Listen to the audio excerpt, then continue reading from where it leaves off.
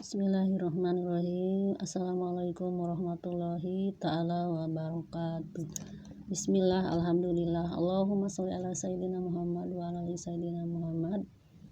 Baiklah, di video kali ini saya akan membagikan mengenai Peraturan Menteri Pendidikan dan Kebudayaan Nomor 22 Tahun 2016 tentang standar proses pendidikan dasar dan menengah.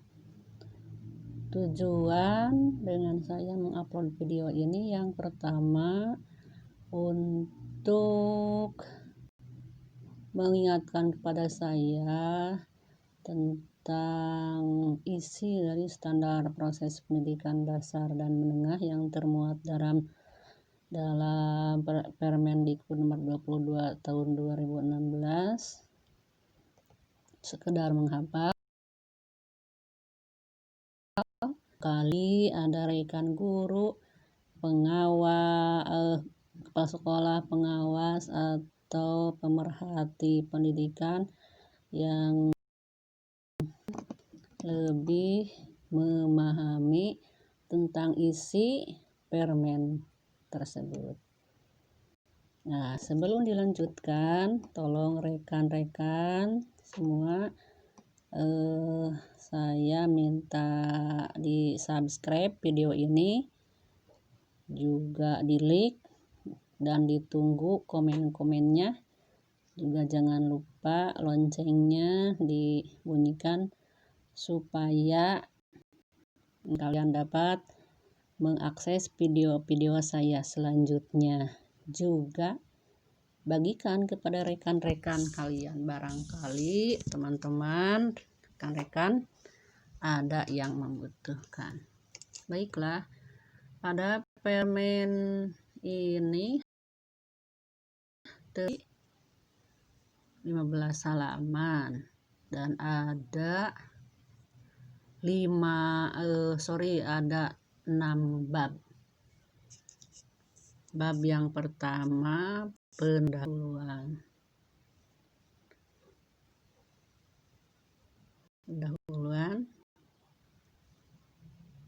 Bab yang kedua karakteristik pembelajaran. Bab ketiga perencanaan pembelajaran. Bab keempat pelaksanaan pembelajaran. Bab kelima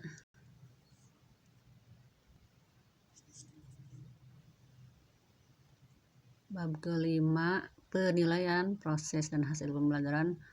Bab keenam pengawasan proses pembelajaran.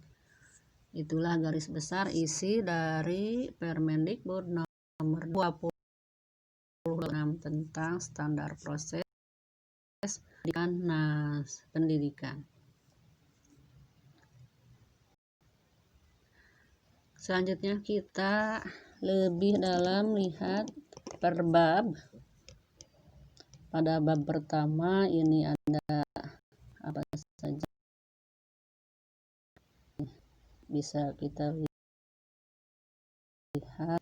Pada bab pertama ada berapa alinea? 1, 2, 3 alinea, 4 alinea, 5 alinea ya. Pada bab pertama ini tentang standar Undang-Undang Dasar, Undang-Undang Nomor 20 Tahun 2013 tentang Sistem Pendidikan Nasional. Yang kedua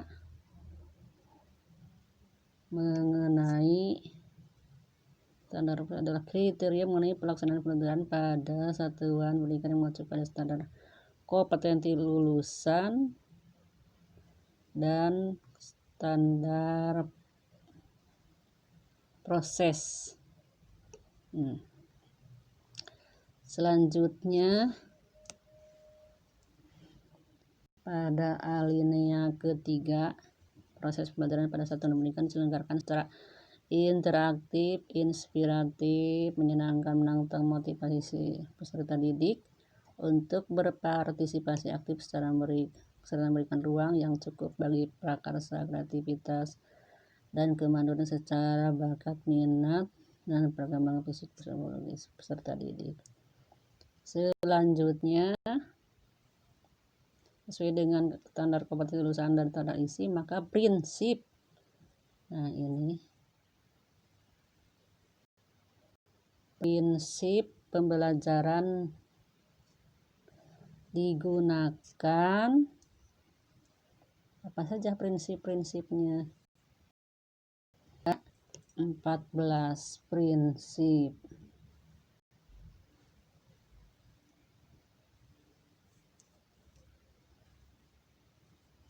Ada 14 prinsip nih.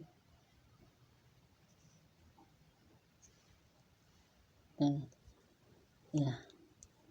1, dari peserta diberitahu menuju mencari tahu, itu ya, dapat kita baca saja satu persatu sampai 14 prinsip.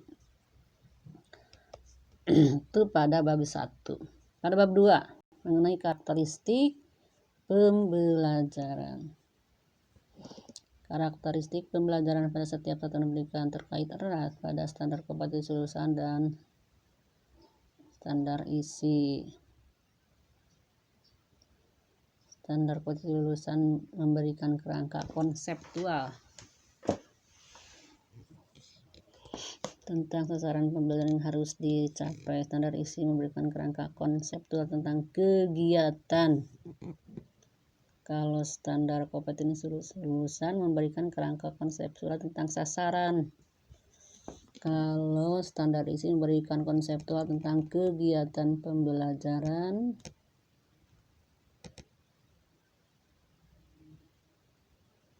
Ya. Nah, ini kita lingkari.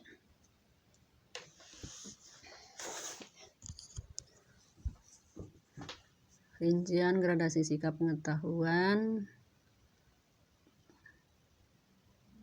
dan keterampilan sebagai berikut. Untuk sikap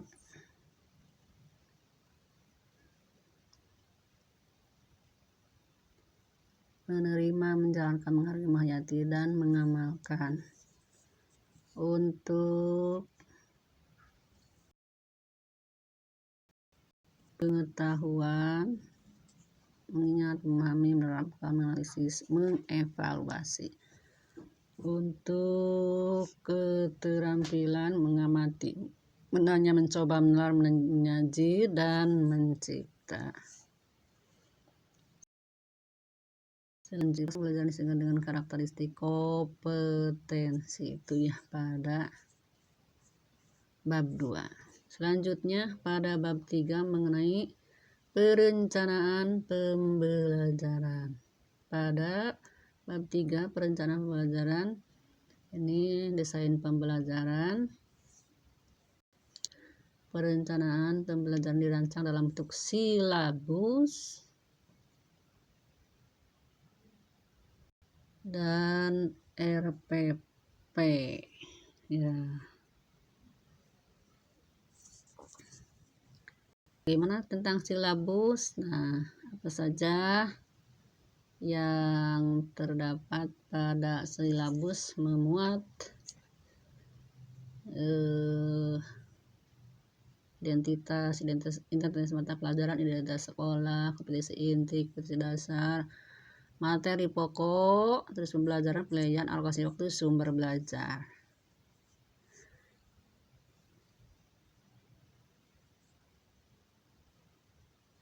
Selanjutnya pada RPP, rencana pelaksanaan pembelajaran. Ini komponen-komponen RPP.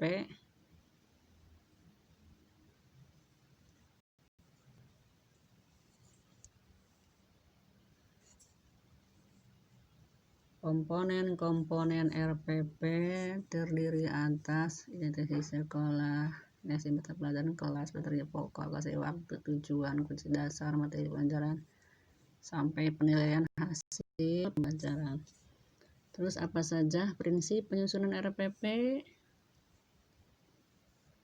Ini prinsip penyusunan RPP ada 8 prinsip. A. Perbedaan individual. B. Partisipasi aktif peserta didik. C. Berpusat pada peserta didik. D. Mengembangkan budaya membaca. E. Pemberian umpan balik. E. Penekanan pada keterkaitan penggunaan KD dan materi pelajaran. G. Akumulasi tematik terpadu. H. Perencanaan teknologi. Ya. Sekarang bab 4. Pada bab 4 ini adalah pelaksanaan pembelajaran. A. Alokasi waktu untuk SD 30 menit, SMP 40 menit, SMA 45 menit, SMK 45 menit. Terus rombongan belajar untuk SD per kelasnya 28 siswa maksimal ya.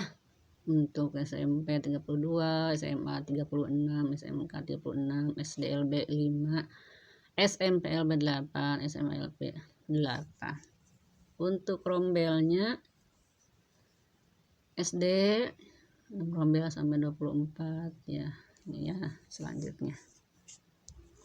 Terus pengelolaan kelas dan laboratorium. Nah, ini ada beberapa ya tentang pengelolaan kelas, diantaranya guru wajib menjadi teladan dan bla bla bla. Guru wajib menjadi teladan bagi peserta didik yang menghayati. Guru menyesuaikan pengaturan tempat duduk, volume dan intonasi suara bagaimana. Guru wajib menggunakan kata-kata. Guru menyesuaikan materi pembelajaran. Guru menciptakan ketertiban. Guru memberikan penguatan umpan balik sampai selanjutnya ya. Terus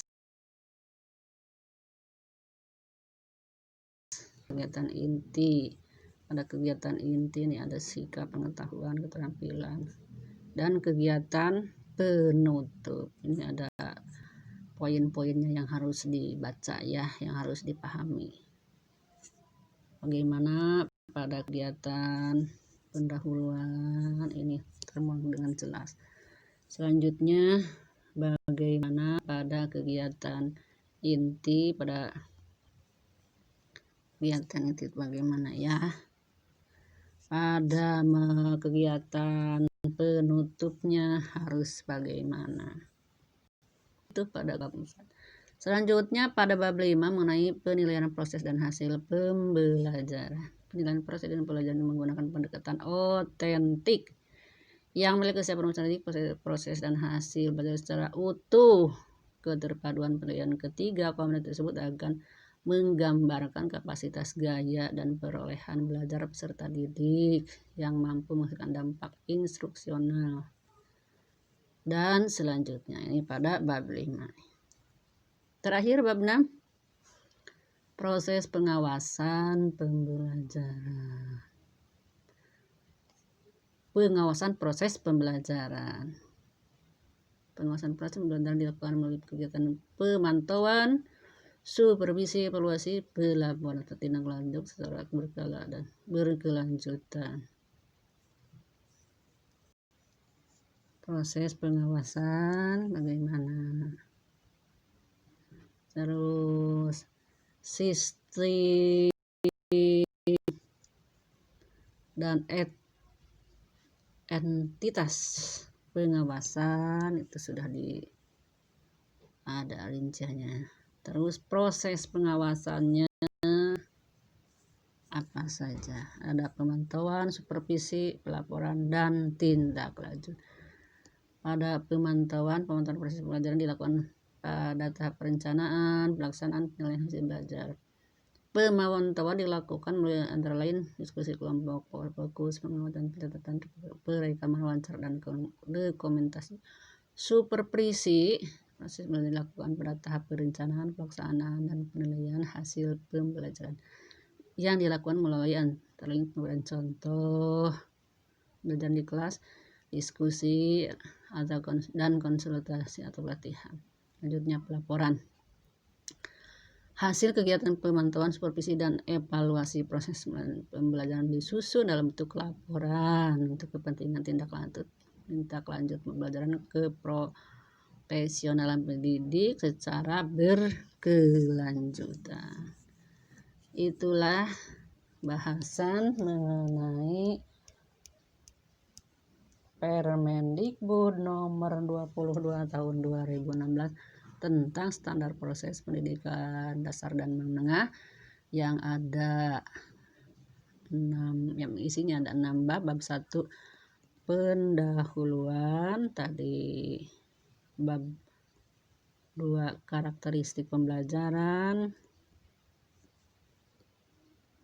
bab 3 perencanaan pembelajaran, bab 4 pelaksanaan pembelajaran, bab 5 penilaian hasil proses dan hasil pembelajaran. Terakhir bab 6 pengawasan proses pembelajaran. Nah, itulah teman-teman, saudara-saudara yang dapat saya sampaikan pada video kali ini. Sekali lagi, mudah-mudahan ulasan singkat saya ini bermanfaat khususnya untuk saya sendiri yang menyampaikan, rekan yang membutuhkan. Terima kasih. Taufiqul hidayah. Wassalamualaikum warahmatullahi ta'ala wabarakatuh. Terima kasih. Sekali lagi jangan lupa subscribe, like, komen, dan share kepada rekan-rekan yang lain. Terima kasih. Assalamualaikum warahmatullahi ta'ala wabarakatuh.